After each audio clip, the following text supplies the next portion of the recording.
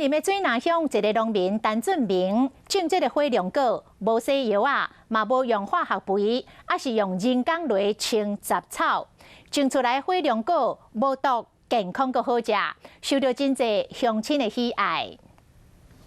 即马是火龙果的采收期，农民下早仔就来到田里面。水南乡尖山口一个农民叫陈俊明，因为要照顾爸母，所以回来做事。为着爸母食到无毒阁好食的火龙果，用自然农法的方式来种植火龙果。会当互阮妈妈食方面会当安心。 啊，无你伫外口买到的火龙果，咱安怎种，咱唔知影。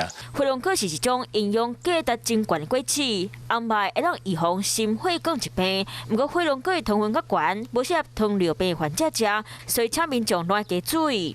因为咱即马农药拢用了伤济啊嘛，我是讲要甲改过来，互即个土地互伊去生长。 回到它原来的那个状态。使用有机栽培火龙果，健康阁好食。民众若是有兴趣，会当买回来食，作为支持在地农产。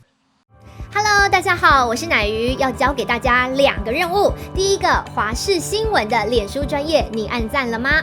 还有华视新闻的 YouTube 频道，赶紧订阅起来，还要记得按赞，开启小铃铛哦。